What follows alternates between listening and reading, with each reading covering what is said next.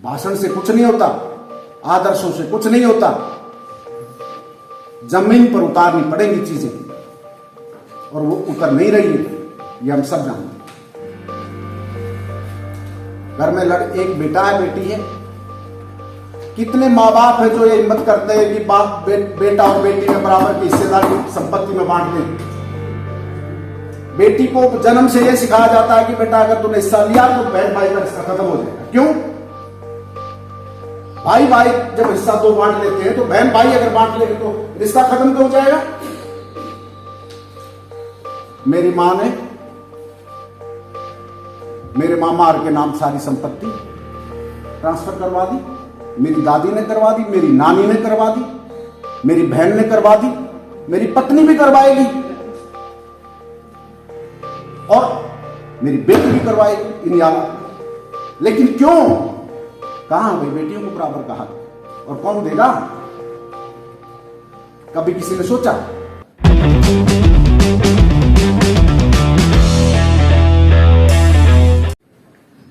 मैं ये कहना चाहता हूं कि जब आप युवा हो गए, कॉलेज में आए, तो आप लोगों की समाज के प्रति जिम्मेदारियां बनती हैं। और वो जिम्मेदारियां कैसे पूरी हों? आपको खुद को काबिल बनना है। खुद काबिल कैसे बनेंगे?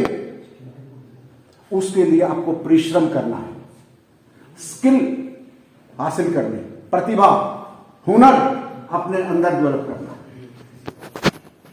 शॉर्टकट्स तो हैं नहीं बेटा, इसके लिए तो परिश्रम करना पड़ेगा। एक बेटी ने कहा कि मैं लैपटॉप चाहती हूं तो मुझे क्या मिल जाएगा? नहीं बेटा, डॉक्टर अब्दुल कलाम ने कहा था सपने वही पूरे होते हैं जो दिन में देखे जाएं और उनके लिए प्रयत्न किया जाए। रात के सपने किसी के पूरे नहीं होते, और केवल सोच लेना रात के सपने से अतिरिक्त और कुछ नहीं है। सोचने के लिए आपको उसको साकार करने का प्रयत्न करना पड़ेगा। डॉक्टर साहब ने जैसे बताया, उसके लिए अतिरिक्त प्रयास किया जाए जो आपको सबसे अधिक चाहिए। इसलिए एक तो परिश्रम मंत्र है, एक कुछ ऐसा अपना डेवलप करें, अपना विकास करें जिससे कि इस समाज को आपका लाभ हो सके। एक बात यहां आदर्श बहुत उठते हैं, जब ये इस तरह का माहौल बनता है ना, तो बेटियों को लेकर के बड़े हो जाते हैं, झंडा लेकर, ध्वज लेकर चलने वाले हो जाते हैं। लेकिन ऐसा है नहीं। भाषण से कुछ नहीं होता, आदर्शों से कुछ नहीं होता।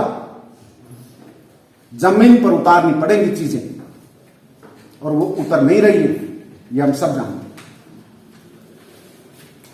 घर में एक बेटा है, बेटी है। कितने माँ बाप है जो ये हिम्मत करते हैं कि बाप बेटा और बेटी में बराबर की हिस्सेदारी संपत्ति में बांट दें। बेटी को जन्म से ये सिखाया जाता है कि बेटा अगर तूने हिस्सा लिया तो बहन भाई का रिश्ता खत्म हो जाएगा। क्यों? भाई भाई जब हिस्सा दो बांट लेते हैं तो बहन भाई अगर बांट लेंगे तो रिश्ता खत्म क्यों हो जाएगा? मेरी मां ने मेरे मामा के नाम सारी संपत्ति ट्रांसफर करवा दी, मेरी दादी ने करवा दी, मेरी नानी ने करवा दी, मेरी बहन ने करवा दी, मेरी पत्नी भी करवाएगी और मेरी बेटी भी करवाएगी इन याद। लेकिन क्यों? कहां भाई बेटियों को बराबर कहा, और कौन देगा? कभी किसी ने सोचा? ये डॉक्टर महेंद्र सिंह शोराण जो सीनियर मोस्ट और प्राध्यापक यहाँ कॉलेज में ही, इनके चाचा, सगे चाचा शिक्षा मंत्री रहे हैं, वित्त मंत्री रहे इस प्रदेश में। मुझे उनसे मिलने का कई बार अवसर मिला। एक बार मैं एमएलए हॉस्टल में बैठा था, 3-4 एमएलए बैठे थे, कुछ और लोग भी बैठे थे जो बहुत समाज की दृष्टि से अच्छी हैसियत के लोग थे। चर्चा यही चली जो आज चली, लड़कियां पीछे क्यों रह गई? और पीछे हैं, कोई ये ना सोचे कि बराबर में आ गई है, बहुत पीछे। मुझे उनकी बात बहुत अच्छी लगी और मुझे आज भी मैं उसको याद करता हूं तो मुझे स्मरण होता है कि जब तक बुढ़ापे में माँ बाप बेटी के घर जाकर रहने की हिम्मत नहीं जुटा पाए, घर में उसके अगर खाना ना खाएं, पानी ना पिए, और अगर खाना खा ले पानी पी ले तो अपने को दोष ना दें, जब तक समाज में ये हालात रहेंगे ना, बेटियों की दशा कोई सुधार नहीं सकता।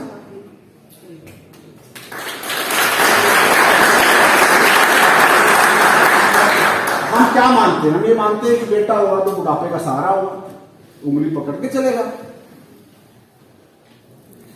बेटी में सहारा क्यों नहीं ढूंढते? क्या वो कम है किसी से? क्योंकि हमने उसको जानबूझ करके कम बना रखा है, उसको इतनी क्षमता हमने दी नहीं। सारी तो जमीन बेटे को जाएगी, सारा तो प्रॉपर्टी बेटे को जाएगी। लड़की की बारी आएगी तो बेटा तीज में, त्योहार में, जब भी कोई जरूरत पड़ेगी ना, तेरा भाई खड़ा मिलेगा तेरे दरवाजे, इतनी बात। और हिस्सा मांग लिया तो रिश्ता खत्म हो जाएगा, बेटा ये कभी मत करना। हम तो ये संस्कार देते हैं बच्चों को। और भाई हिस्सा भी मांग लेगा और फिर तीज त्योहार पर आने में नखरे भी करेगा। भाई भाई तो ऐसे करते हैं ना। तो ये समाज बेटा बहुत पीछे, इसको बहुत लंबा रास्ता तय करना है। ये इन इन इन, इन भूरी भूरी बातों से कुछ होने वाला नहीं। आप समाज में इस तरह की बात चलाएं कि बेटियों को संपत्ति में बराबर का हक मिले, संपत्ति का अधिकार बराबर का मिले, और जो बेटी संपत्ति ले ले उसको हीन दृष्टि से, हे दृष्टि से, अपमान की दृष्टि से ना देखा, तब आप लोग बराबर नहीं, बराबर नहीं। कानून है, कानून को मानता है, कानून को तो समाज नहीं मानता। हम नहीं मानने देते। हम तो बेटी को पैदा होते यही सिखाने लगते हैं कि बेटा ऐसा मत करना, नहीं तो बहुत बुरा हो जाएगा, तो सबसे बुरी बेटी हो जाएगी। वो तो क्या करेगी? इसलिए ये 7 दिन और ये सारी बातें जहन में रखना। हो सके मौका मिले तो इसको चरितार्थ करने का प्रयत्न करना। हमारा ये कहना है, परिश्रम करना पढ़ाई के लिए, शॉर्टकट्स नहीं है। काबिलियत हासिल करनी है तो हर क्षण, हर मिनट का सदुपयोग करना होगा। अब बचपन से जवानी में आ गए ना, तो भी ये समय नहीं रुकेगा। बचपन में से जवानी में आ रहे थे तब भी नहीं रुका, जवानी से बुढ़ापे में चले जाओगे तब भी नहीं रुकेगा। इसी छोटे से जीवन में सबको सब कुछ करना है। मैं ये नहीं कहता हूं कि एक्सीलेटर इतना दबा दो किसी को दलते हुए चले जाओ, लेकिन मैं ये कह रहा हूं चलने से मत रुको। लगातार अपने सपने साकार करने के लिए परिश्रम करो।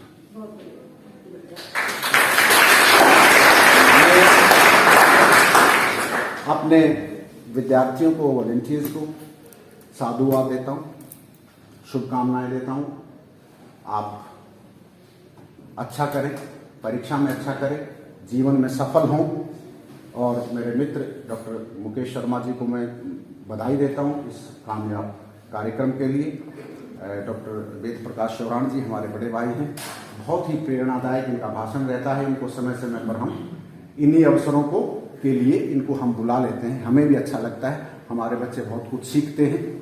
मैं इनका हार्दिक आभार अभिव्यक्त करता हूं कि उन्होंने अपना कीमती समय निकाला और यहाँ पर आए, क्योंकि ये बड़े बिजी रहते हैं, बहुत सारे कार्यक्रमों में जाते रहते हैं। और इसी तरह से जब कभी हमें इनकी आवश्यकता पड़े तो मैं इनसे अनुरोध करूंगा कि हमारे लिए ये सदा खड़े रहें। बाकी जो मेरे मित्र हैं, मैं इन सबका धन्यवाद करता हूं। मेरे ये जो सहयोगी मेरे साथी हैं, ये मुझसे ज्यादा काबिल हैं, ये मुझसे ज्यादा योग्य हैं। यही मेरी स्ट्रेंथ है और इसी की ताकत पर ये कॉलेज चल रहा है। मैं आप सबका इन्हीं शब्दों के साथ बहुत बहुत धन्यवाद।